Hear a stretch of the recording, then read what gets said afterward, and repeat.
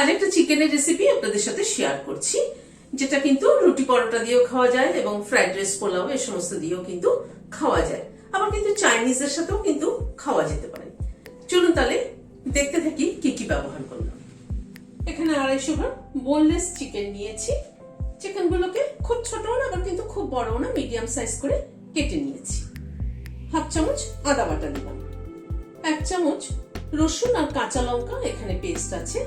এখানে 7-8 কোয়া রসুন আর একটা কাঁচা লঙ্কা পেস্ট করে নিয়েছি, সেটা দিয়ে দিলাম। পরিমাণ মতো একটু নুন দিয়ে দিলাম। 1 চামচ কাসুন্দি দিলাম।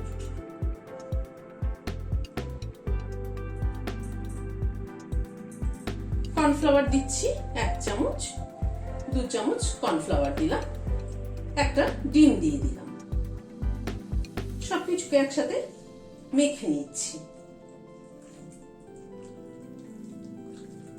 এই কাসুন্দি মেশানোতে কিন্তু চিকেনটার ফ্লেভারটাই একদম অন্যরকম হবে। এভাবে চিকেনটাকে ম্যারিনেট করে হাফ অ্যান আওয়ার মতো রেখে দিচ্ছি।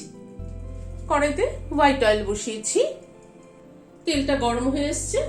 এক এক করে চিকেন গুলো ছেড়ে দিচ্ছি।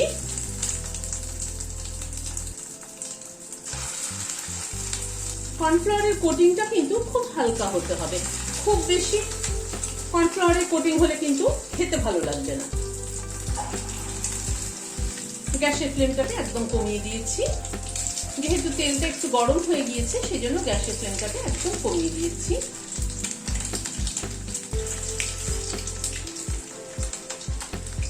গ্যাসের ফ্লেমটাকে কমিয়ে প্রায় 2-3 মিনিট সময় ধরে চিকেন গুলোকে ভেজে নিলাম।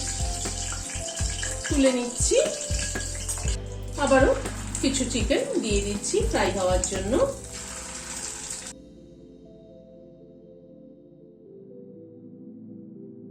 চিকেন গুলোকে লাল করে ভেজে নিলাম, তুলে নিচ্ছি।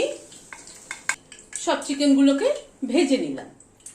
চিকেন গুলো তুলে নেওয়ার পরে অনেকটা তেল আছে, এতটা তেল লাগবে না, ওই জন্য আমি একটা বাটিতে তেলটাকে তুলে নিচ্ছি। যতটুকু লাগবে ততটুকু রাখছি। এখানে 2টো পেঁয়াজ কেটে নিয়েছি, এইভাবে জাস্ট খোলাগুলোকে খুলে নিয়েছি। আর ক্যাপসিকামটাকেও এরকম চৌকো করে কেটে নিয়েছি, সেটা দিয়ে দিলাম। পেঁয়াজ আর ক্যাপসিকামটাকে একটুখানি হালকা করে নেড়ে নিচ্ছি।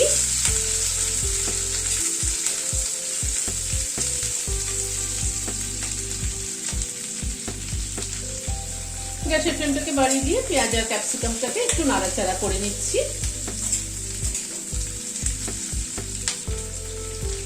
এখানে 1 চামচ পরিমাণ রসুন আর কাঁচা লঙ্কা বাটা আছে। এখানে 7-8 কোয়া রসুন আর একটা কাঁচা লঙ্কা পেস্ট করা আছে। একটু নাড়াচাড়া করে নিলাম রসুন আর কাঁচা লঙ্কাটাকে।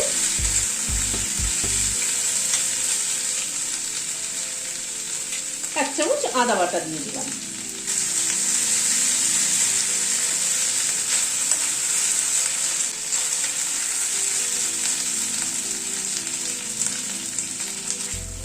আদা রসুন কাঁচা লঙ্কাটাকে মিনিট খানেক জাস্ট একটু নাড়াচাড়া করে নিলাম।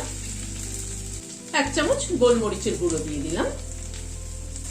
গোলমরিচের গুঁড়োটা দিয়ে একটু নাড়াচাড়া করে নিচ্ছি। নুন দিয়ে দিলাম অল্প একটু, মানে পরিমাণ মতো। এখানে টমেটো কেচাপ 4 টেবিল চামচ দিলাম। টমেটো কেচাপের পরিমাণটা একটুখানি বেশি হতে হবে। টমেটো কেচাপটা দিয়ে একটু নাড়াচাড়া করে নিচ্ছি।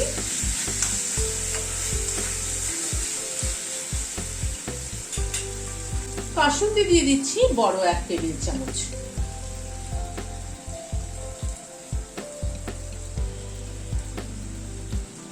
কাসুন্দিটাকে দিয়েও নাড়াচাড়া করে নিলাম। এই কাসুন্দি আর টমেটো কেচাপে কিন্তু চিকেনটা খেতে কিন্তু দারুণ লাগে।